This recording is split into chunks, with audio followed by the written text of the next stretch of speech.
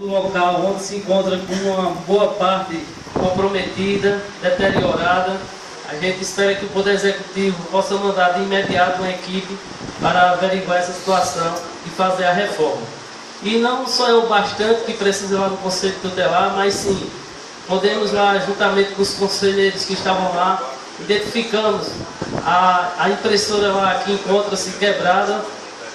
Existe lá também monitores com defeitos e os conselheiros tutelares vêm vendo essa necessidade de uma reforma e também que seja climatizada algumas salas, não para conforto dos conselheiros tutelares, mas sim para dar uma maior vida útil desses equipamentos, devido ao ambiente lá que é quente.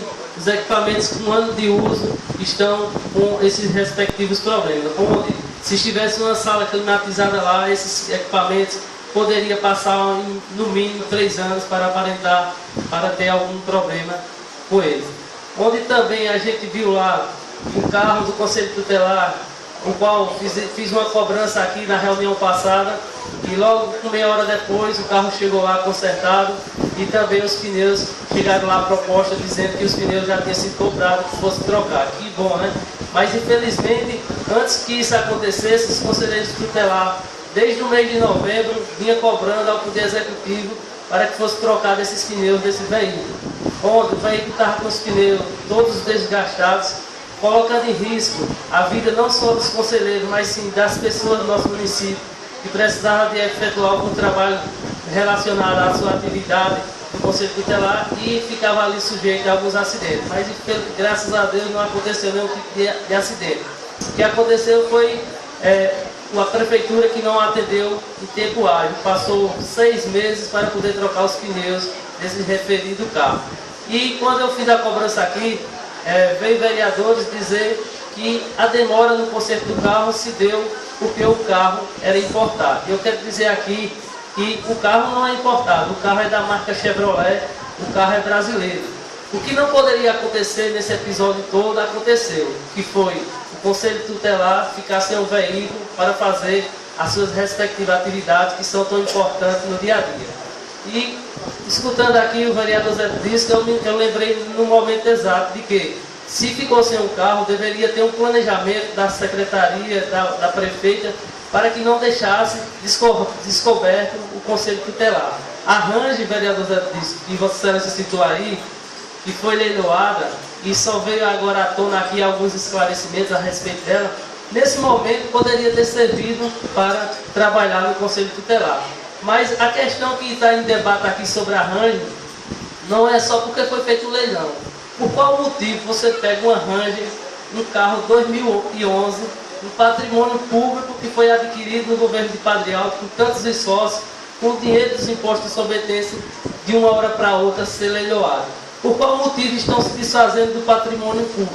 Onde me recordo que passei 8 anos no governo de Padre Alto, e Padre Alto tinha como prioridade não se desfazer do seu patrimônio público, mas sim de estar ali renovando como renovou a frota.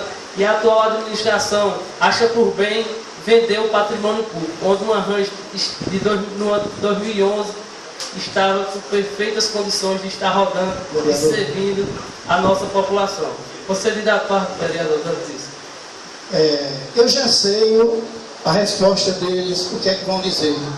É que a Ranger quebrava, que a Ranger estava defeito, porque quando a gente fala na luz que cortaram, a culpa é da CELG. Quando a gente fala em qualquer coisa, sempre tem um culpado.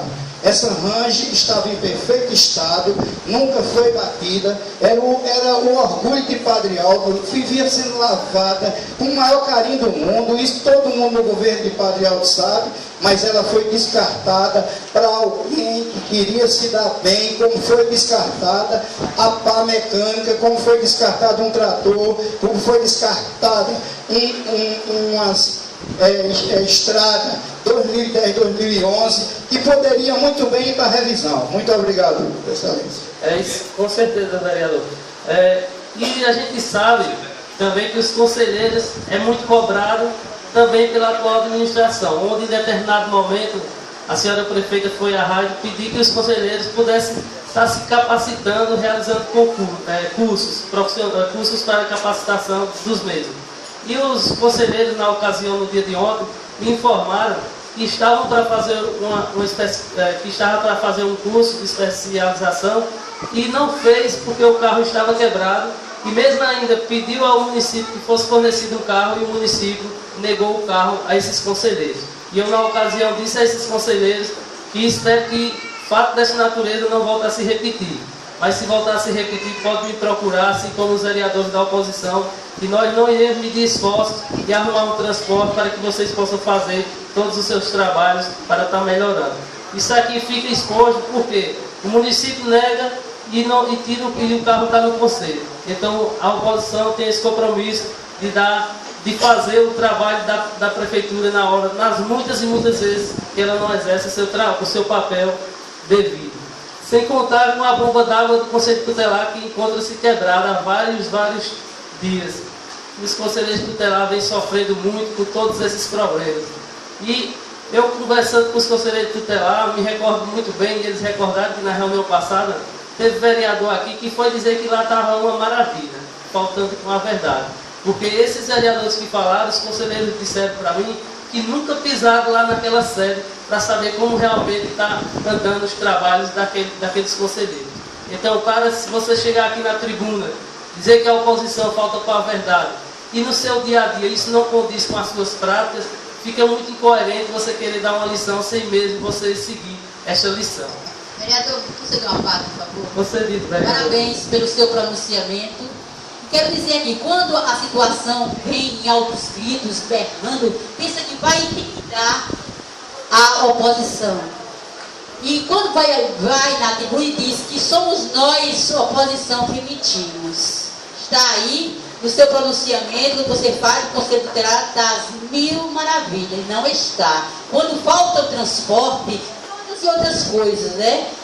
Você foi lá, presenciou realmente, então não é a oposição que mente. E vai na tribuna e se esbraveja e fala, então realmente que a população fica atenta e observe cada vereador no seu papel aqui na tribuna.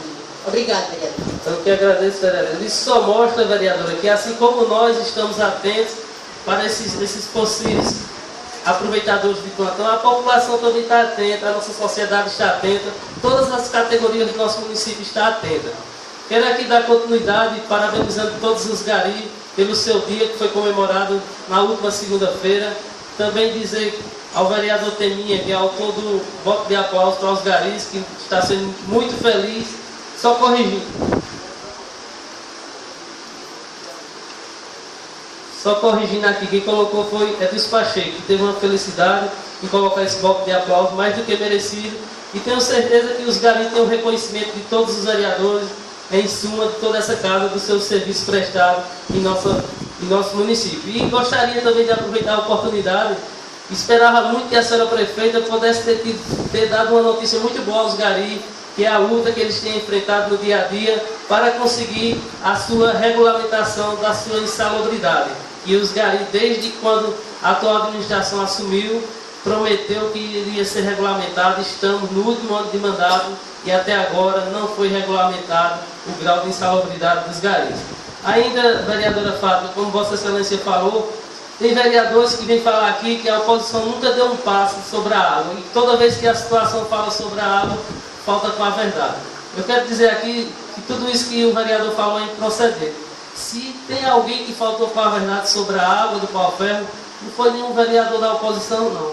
Mas sim, foi a chefe do Poder Executivo, quando botou um carro em vermelho aí na rua, que vivia de rua acima, rua abaixo, anunciando que estava chegando a água do pau-ferro, onde nunca tinha chegado essa água.